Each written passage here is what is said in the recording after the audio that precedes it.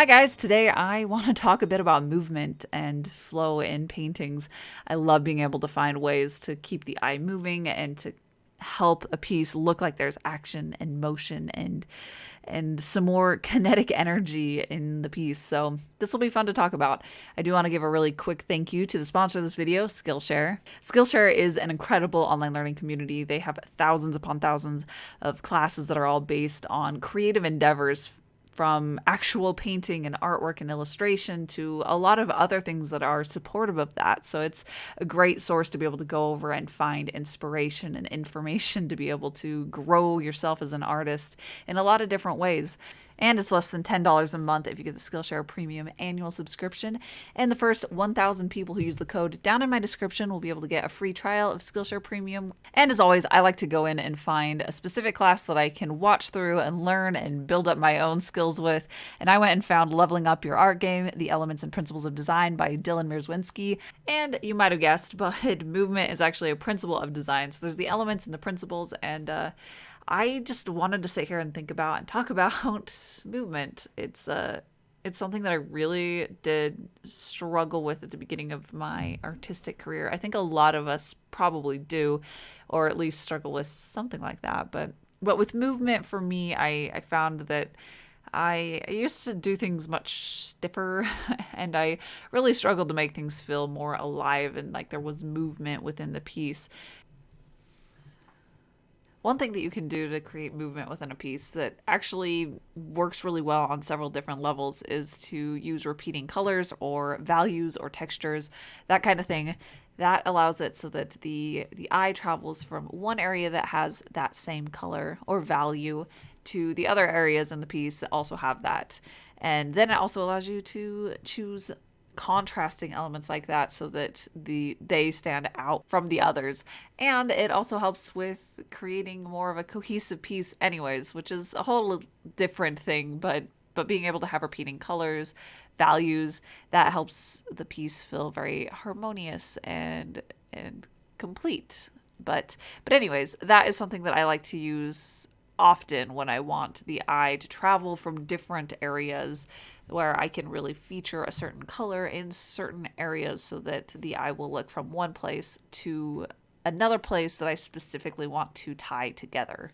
And one of my favorite ways to create movement and flow in pieces is to specifically incorporate objects into the painting that have flow naturally in real life. So things like hair and fabric.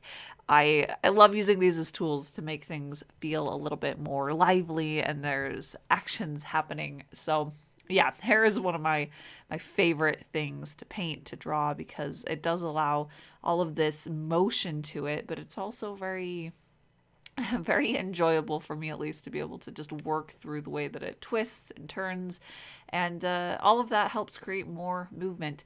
But yeah, it's all built up from just the shape as well as the line work that I use that helps it have kind of that motion to it. But yeah, I like to plan out how that flows throughout the piece itself. I often like to incorporate a lot more hair in the pieces so that it has a lot of volume to it, so that I can choose where I direct the eye to follow with the hair or the fabric, whatever the case may be in that particular piece. So in this piece, I have all of her hair just really flowing out to the left side of the painting and then back in underneath that, and it curls back under there, and that allows it so that the eye actually follows the hair off of the painting and then back onto it, and that creates a lot more energy and motion to it. So yeah, it's just really fun to be able to figure out ways that that allows the eye to follow those lines or those shapes so that it physically is actually moving through the piece. I also really like to focus on making sure that the internal line work within those shapes and elements like hair and fabric and all those good things, that those also create movement within the object itself. So the object has movement in the silhouette, I guess you could say, of that object. And then internally there's lots of line work and definition that helps it feel like there's even more of that movement, more of that flow. I do kind of feel like when I'm working on on hair like this, specifically like in this piece where there's just a lot of it, and the strands and the locks of hair curl around each other and create these more intricate shapes. It feels kind of like a puzzle where I can figure out how does it twist together, what areas do there need to be more hair or less hair, and yeah, just focusing on that so that it can have a lot of twists and turns, a lot of ways that it connects to each other and then flows through and then continues onward is really a very satisfying process to make sure that everything just creates the flow that you want. I'd really like to focus more again on creating more dynamic lines and shapes, more movement to them. There's so many areas that I find where I tend to just create a certain shape or a certain line, and it doesn't quite have as much character as it could. And I think I used to focus on that a little bit more. So instead of just having like one gentle curve, it could have a little bit more of an S curve to it, or and that's just one example, but it could also be something that just I finesse the shape a little bit more so that it has more motion to it. This is kind of a hard thing to describe, I guess, in a way, but I find that sometimes when we look at a thing or we draw a certain thing that it's easy to go to the first thing that works, the easiest thing or the simplest solution to get from point A to point B. But there's a lot of character in life that can be infused into every single line and every single shape. And I would like to take a step back and to remember how to put that character back into it, so I can think a little bit more about how can I just shift that line just a little bit so that there is a little bit more flow to it or a little bit more movement to it. Maybe it starts more concave and then ends convex instead of being entirely concave. And things like that where it could just give every single element within a painting a little bit more personality. And I think that overall it'll elevate the entire piece so that everything feels just a little bit more kinetic. But I think that's probably about it that I have to talk about movement and flow.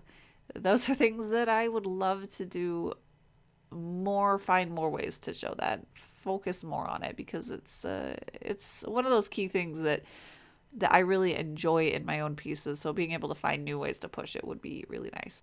But let's talk a little bit about this piece that I'm working on. So if you followed my Kickstarter from last year with my set of enamel pins, then this will probably look pretty familiar. And by the way, the pins are almost here. They're almost ready to ship out. I'm really excited about finally being able to get those out to anyone who did support that Kickstarter. But anyways, So this is actually an original for the top tier over there, where it was an original based off of one of the human enamel pins for the people who got that reward tier. And it was really fun to be able to turn that pin design into an original painting. I loved all of the designs for the enamel pins, but being able to spend a little bit more time focusing on the details, well, more than just time, but the space and the room and the fact that I don't have to live within the requirements of doing an enamel pin. It was really fun to be able to show this character with more details like that. And I love the idea of revisiting characters more, where this is basically just a painting of the enamel pin design, but it was like revisiting a person that I had become acquainted with in the past. I think it's really fun to be able to have how some artists have reoccurring characters within their work. I would like to have that as well, or at least start working towards that, start working towards a familiarity with some of the elements that, or the characters that I paint. But yeah, this one was a little bit tricky painting her hair too. I'm not sure what exactly the components are that add up, but painting purple in watercolor is something that I've always kind of struggled with.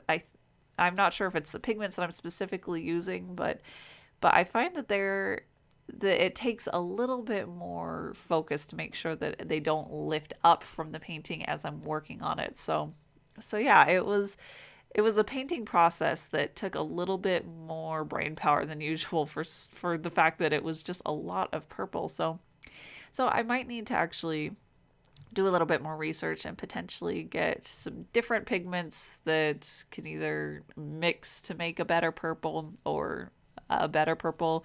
I'm not sure, but I am gonna go do my research. I think it'll be I always enjoy things like that, and I enjoy getting new paints, so it'll be fun to be able to do that, to go learn a little bit more about some watercolor pigments. And that is it for today. I do have that link and the code down in the description, so you can check out Skillshare Premium. That's for the first 1,000 people, get a free trial of Skillshare Premium. And I, as always, want to give a huge thank you to my patrons over on Patreon. I can't thank you enough for the support that you show me. You help me to be able to continue painting and continue creating artwork, so thank you so much for that. But yeah, that's it for today. I will be back with my next video. Thank you for watching, and I'll see you then.